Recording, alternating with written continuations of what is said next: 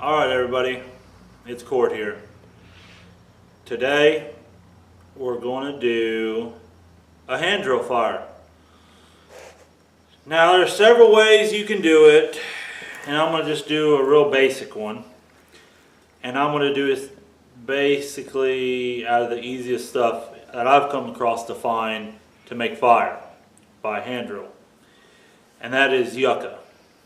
A lot of people, you know, they do it with mullein stems, and I've done it that way, and they use like cottonwood, or I've heard, I think it's called beechwood, or yucca. Like you can do mullein on yucca, and then there's cedar. You can do like your hearth board made out of cedar and a yucca spindle, or you know, just different kinds of combinations. But I've come to find out that if you're going to do a hand drill and you're a beginner and your hands aren't real like strong, or you're not real strong in your upper body, yucca on yucca is, in my opinion, about as easy as it gets.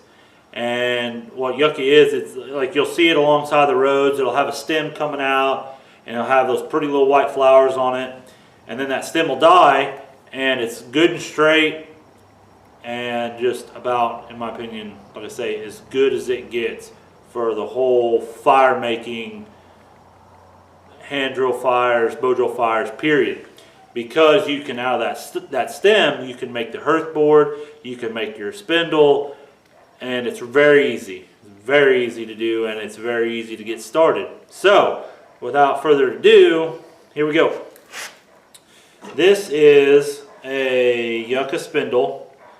It does, like, you'll see this dark spot here. I took a torch and I just burned that, because you'll have these little beetles get in this stuff. Like here's a piece I did, and they'll eat it up like that. They'll eat holes through it. And so I just take that torch and I do that. So they'll either leave it alone and they won't do it to it, because they'll find it somehow in my garage or wherever I'm at, and they'll get in there and they'll eat it up. And then I come back, like if I'm trying to show people how to do it, and there'll be little bugs crawling around, little moth-looking creatures, and it's these dudes that get in here and eat all this up. So I either do that to kill it or to keep it from messing with it, because once you burn it, they don't mess with it. Or not so much burn it, but lightly blacken it. They don't mess with it. They'll leave it alone. They won't eat it up. But anyways, so this is the spindle. This is out of the top, probably quarter to half inch of the plant, probably a quarter inch of the plant, because you want it about the size of your pinky. I have real big hands, and my pinkies, like I said, they're a little bit bigger than most, so I'll run it just a tad bit, like as big around as my pinky nail, and that is good for me on length. I've done quite a bit of them, and I go about as long from my elbow to the tip of my fingers, a little bit over my elbow. This one is. The longer the better, but I don't ever do anything shorter than the crease of my arm to the tip of my fingers, because it gets to be a little bit more difficult, and I can do it, but I don't like showing people how to do it that way, because then it goes into a technique called floating, and that's hard. It's even hard for me to do that.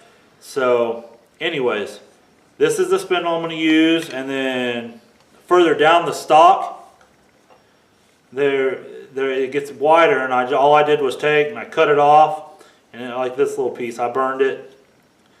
And I've actually made fires out of this. This is actually a little thicker than you have to have. You can use pieces like this. This is the spindle where it gets bigger, and I just split it, because I can do it, and I can do it out of real little material. So instead of just drilling 4 holes through here and being done, I can split it and I can get 8 holes. So pretty much I just extend the life of my fireboard. And it's a real straight grain, so it splits real easy, and it's not real pithy in the middle. That's another thing. It's a soft wood, I guess is what it is, a wood, but it's a plant pretty much. You can push it in with your fingernail and you'll leave an indentation.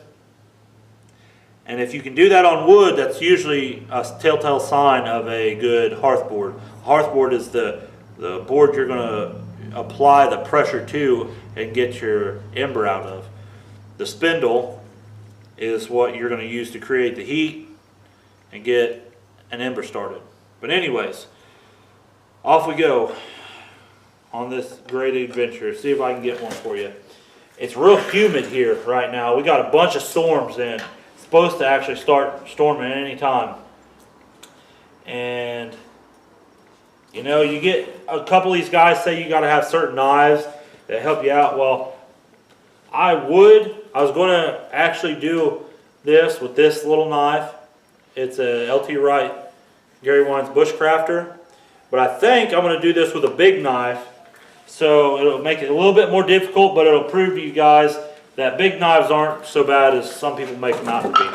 This is a BHK Battle Horse Knives Highlander H1, I want to call it. It's a 6-inch blade, I want to say. 3/16 thick. I use this knife quite a bit. I use it for skin and game and just a little bit of everything. But anyways, alright, we're going to use this as our hearthboard. Now, you want it about, like if you use a wide board, you want it 1/4 inch back from the edge. No more than that really. But since this, see if you look at it, this is pretty much the same size almost as our board. It's going to make it more difficult because it'll be easier to split out. But we'll just put it dead center of the board. So we're going to start our divot. Right, you want it, if you got one like this, you want to start it no closer than 1/4 inch. I'm going to go about a 1/2 inch to 1 inch back. And I'm going to start the hole. I'm going to start this little bitty divot. I'm shaking horribly right now because I drank coffee, which is horrible at night. I wonder why I can't sleep. But anyways, I'll start this divot. I'll just drill into this wood with the tip of my knife. Like I say, this is not a small knife, by no means. But this is just going to be to prove to you that you know, some people say big knives you can't do finesse work with. And it may take a different skill set and more caution because a big knife will cut you deeper because it weighs more. And it may be a little bit harder to maneuver, but you'll get it done with the right grind of knife and right blade style of knife. Alright, but you'll just work it around. And you don't want to hurry with this. If you're just beginning, this is one of these deals where you don't want to hurry at all. You want to take time out of whatever you're doing if you're going to start this and just relax. This is going to be a learning process, I promise you. I've done a lot of stuff and it took a lot to learn this stuff, what I'm getting ready to show you. And yucca is, I'm telling you guys, get yucca. Because like you do yucca on wood, if your hands aren't tough, you're going to blister your hands, and that's another thing. You don't want to blister your hands. You blister your hands doing this, and like I said, I'm going to repeat this. Do not blister your hands because it's going to take forever and a day for your hands to heal. So whenever you start this, get you a good little board like that, divot going on. Okay, so that fits. You'll take and you'll round the edge of this off. I've already started some fires with that, and I'll leave it sometimes like that, but you want to just round it off. Take that edge, your knife, and just round it off. Get all brand new stuff up there. Uncharred, nice and even, unburnt stuff. But yeah, when you're starting this, you want to get this prepped. I mean, you don't even need your spindle because I'm telling if you're doing this, okay, I'm getting ahead of myself. Okay, you fit that? Okay, that's good. Now this is where, like I say, you don't want to blister your hands, because if you do, it's going to take several weeks for them to get repaired. And if you're working with your hands and you got blister, that's horrible. If you're out surviving in the timber and you actually need this for survival, that's not a good thing to have an open sore on your hand. So don't do that. But anyways, I'm going to use this as my foot because I don't want to bend down, and I'm lazy. But I'm going to show it to you anyways. But imagine this being, actually I'm going to do this. I'm going to show you this the right way. I'm not going to be lazy. But okay, so follow me, boys and girls, to the floor of the shop. Okay, so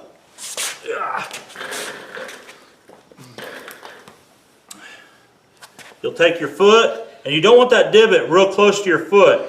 Like you want a good piece of, a chunk of board. You want enough to where you can put your foot on there like this, and it'd be about a 1/4 inch away from it. All right, now you're gonna put that right there. You want your leg at about a 90. And see, if this was real long, if it was out here, that'd be even perfect because it'd be dead center of your body. And this is where your longer spindle comes in handy. So you're going to just take and you're going to rotate them. You're going to take your hands and you're going to act like you're praying. You just like that. You don't want your fingers bowed out, and you don't want to do little short strokes.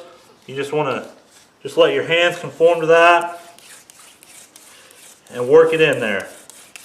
And just put a little pressure down. And you'll hear a squeaking. Hear that? That's good. That means it's creating friction. And then whenever, hear how high it's getting? You put a little bit more pressure. Hear that? Hear it stopped? That's because it's created enough friction. Now it's grabbing. It's creating a lot of heat. Okay? And you just keep your arms at a 90. And you can just go all the way down the spindle. All the way down. All the way to the bottom. Nice and easy. See that little smoke? That's what you call burning in the divot.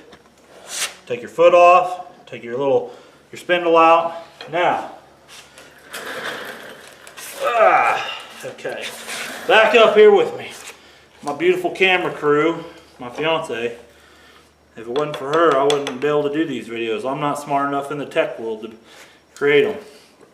And I'm not telling you, you've got to know this to survive, but it's a nice little trick to know that if you get in a tight spot, you can do it maybe and help you out a lot. Or just to say you know it, you can show it to your friends and they'll think it's neat. But now we got our little divot burned in right here. Now, a lot of people say you don't want to go to the center of the divot. Some of them say you want to just barely break the circle right here. You want to bring your notch to the circle edge right there. Some say you want to go to the center. This is what I do. I take my knife blade and I find the center of the hole. And I just roll that in like that. Okay? Pretty much dead center of it. And I make a score mark. Okay? You roll it in there. And be careful when you're doing this, because if this breaks, you don't want to chop into your finger. So if you want to, you can actually set it down like this. Just roll it like that. Just nice and easy. Just roll it and score that wood. Put a little pressure on it. Now this wood, it's kind of a weed, wood, whatever you want to call it. It'll splinter real easy, so you got to be careful. Then I take and I just make a little pizza half. And you know, some people are real anal about how big a half you take out of the wood. I just do enough to where enough of the material will fall down that you create to start that ember will fall down, and no bigger. You don't want this wedge that you're going to cut out of here to be so big that your spindle will actually fall out whenever it burns down through. So you'll just do like a push cut. You just push with your thumb to that score mark. There you go. And it'll take time to get to where you know what you're doing. real good to where you don't need it. And you'll take and come over here and you'll push to that score mark. That just helps you get started as a beginner to know, start out little. You don't want to ever take out a lot of material whenever you're doing this.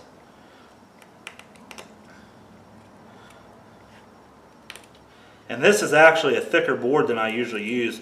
I usually cut it in half and it's easier to cut in. Just use the tip of that knife blade and just work it in there. Because what's going to happen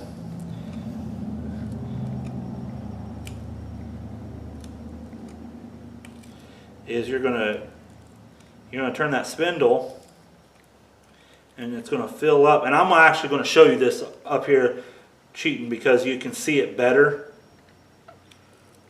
than if I'm down there on the ground. Well, I might not. I might do it on the ground and just have my beautiful fiance zoom in. Alright. Now this bottom part here, you got it cut, and if you notice, I go just barely short of the center. If you go to the center, it's no big deal, okay? But if you go to the center, you don't want this real wide. You want it about a quarter. If you want to cut, not even a quarter, a little under a quarter. So you just cut it about that wide in this hole, all the way to the center. Well, this one kind of went to the center. And you want to take and you want to clean that little groove you just cut, that notch out of there. You want to clean it real good. Clean it up. That way all that material falls down easy. And then you'll get on the bottom, and I like to take and just round that bottom out a little bit. That way you can collect a little bit more material down there.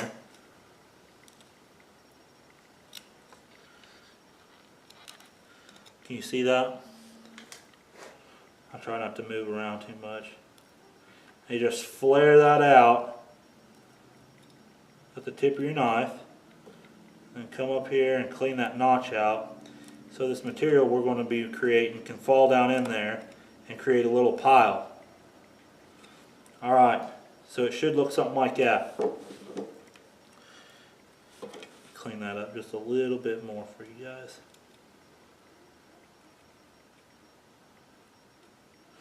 Okay. Now, it should look something just like that.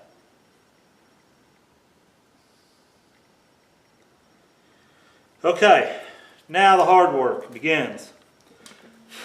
Now you can use a leaf, you can use a piece of leather like I'm going to, or a real thin piece of wood that you carved off, wood shaving, anything. But you want to use it kind of as a catch pan.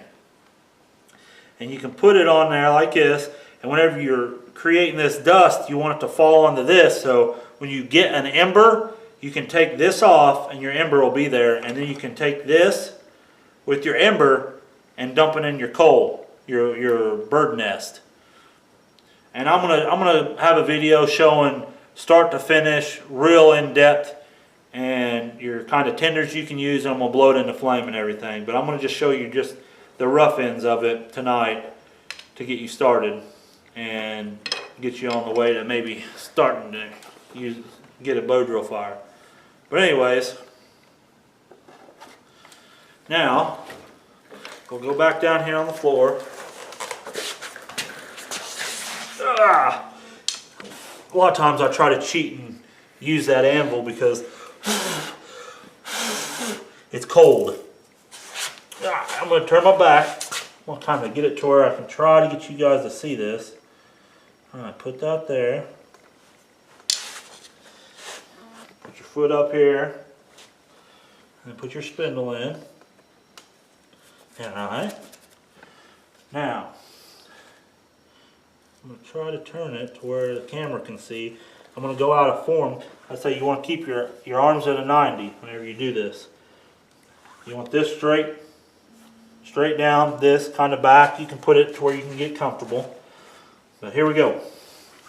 Now when you start off doing this, you don't even want to try to get smoke. You just want to roll your hands like this for a couple days. If you don't have tough hands, And I'm not calling you a sissy or anything, but like if you do office work or stuff like that, and your hands are real soft, you'll get blisters, and that's not good. Don't do that. Again, do not do that. But whenever you're doing this, your hands will feel, if you're getting close, they'll feel like they're hot.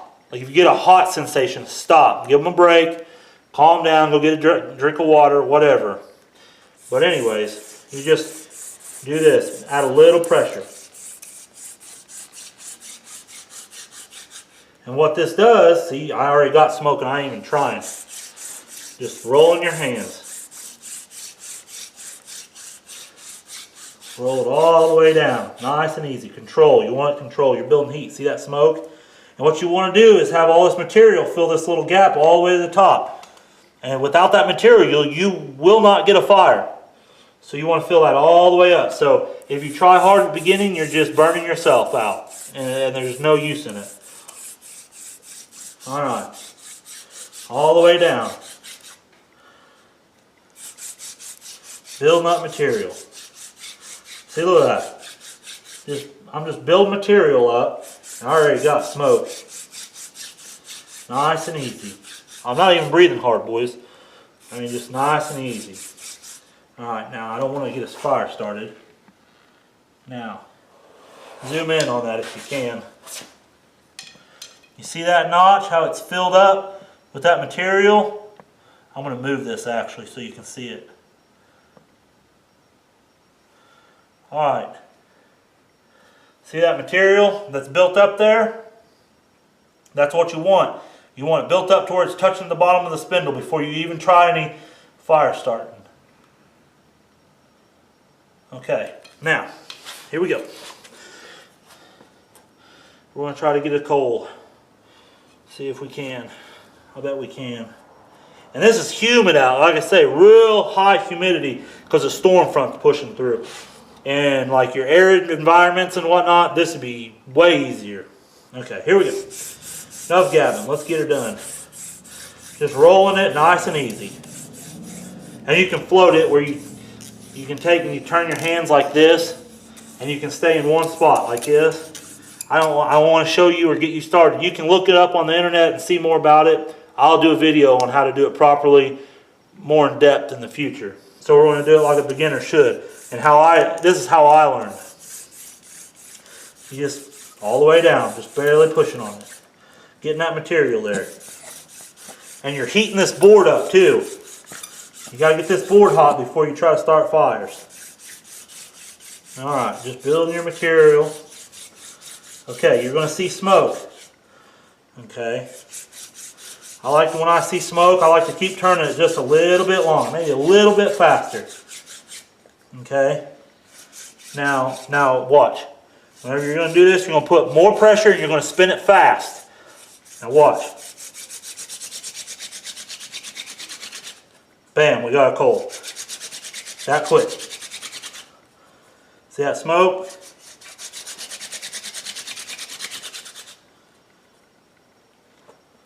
Now, whoop, whoop, whoop, whoop. Calm down, girl. Pull this out and tap all that loose dust down in that hole. You take it off. There you go. It is that simple. People say, it takes years of experience and you got to know this, you got to know that. That's kind of true.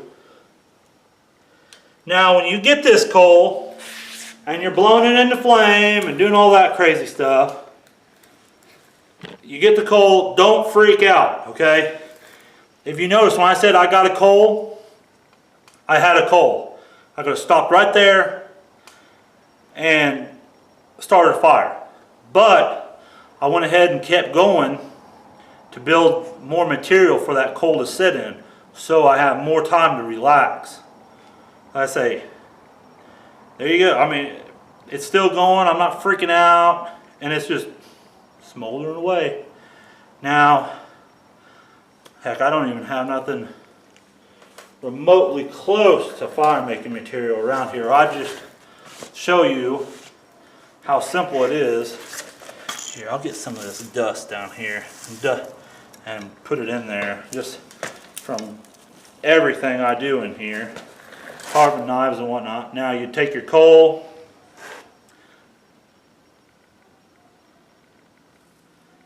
get him kind of push all that material up. Alright, then you dump him in your pile.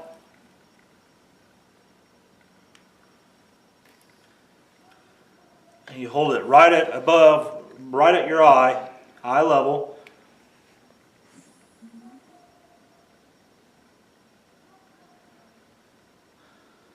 And you just blow on it like that. Now I doubt I'm even going to get close to a fire, but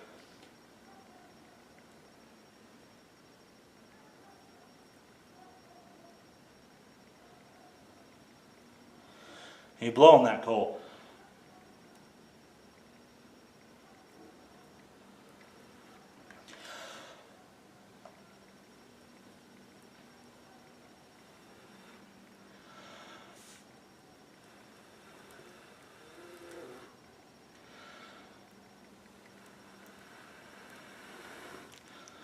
Well, I lied, I got a fire. And that's just out of clumped up crap I had off my shop floor. And bam, there's a fire. So, and that's, like I say, that's not even close to being the right tender to doing that with. I mean, that's thick, just crap I got off my floor from doing reviews and whittling with knives and stuff out here. So, there you go. That's yucca with yucca spindle. And like I said, my hands, they're a little red, but I didn't get blisters. Once you get built up and you start doing more of this, and you'll know if you're going to get a blister. Most likely, 90% of people are going to try this, and they're going to get a blister.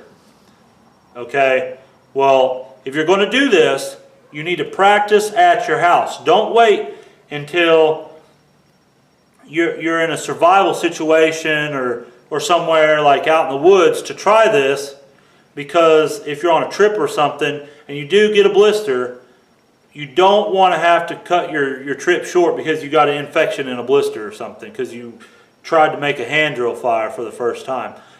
Try it in your backyard. I mean, try it on your porch. I mean, you don't have to blow it into flame. I just got a little piece of leather. I don't even know where I got it from. I made a leather strap is where I got it from. My buddy gave me a piece, and that's just what I had left over, and I catch my hand drill fires because I practice, you know. Survival is preparation. I mean, you got to know survival skills to survive. And, I mean, you can survive, but if you know survival skills, it makes it a whole lot easier, and your chances go that much higher. Will you ever use this? Probably not. I mean, there's a thing they call a Bic lighter, and that makes the whole world of a difference in easiness to light a fire. But if what I showed you here today helped you out to get started to learn these techniques and just helped you get a base to anything, like I say, just to get you started out. That's why I do this channel, because I want to help people out in case they get in a hard spot and they need to know how to do this. So like I say, just practice at the house, just rolling this spindle in your hands, just like this. Put it right on I can put it right on this leather and roll it like this, back and forth. And that by itself will toughen your hands up and get you started. And once you get started down that road of doing this stuff, like I say, I think it's interesting. I mean, I think starting a fire with just your hands and 2 sticks is just as interesting as it gets, and it's kind of it's a sense of accomplishment that whenever I first did it, just, I don't know, maybe I'm weird, but it just kind of put me in check with, I don't want to sound hippie or gooey or nothing, but with like my ancestors, and just gave me appreciation of like technology and where life is, and it's a heck of a sense of accomplishment to create a fire with your hands with nothing from man, from technology. I mean, this is how our ancestors did it, and it's just, just cool, I think.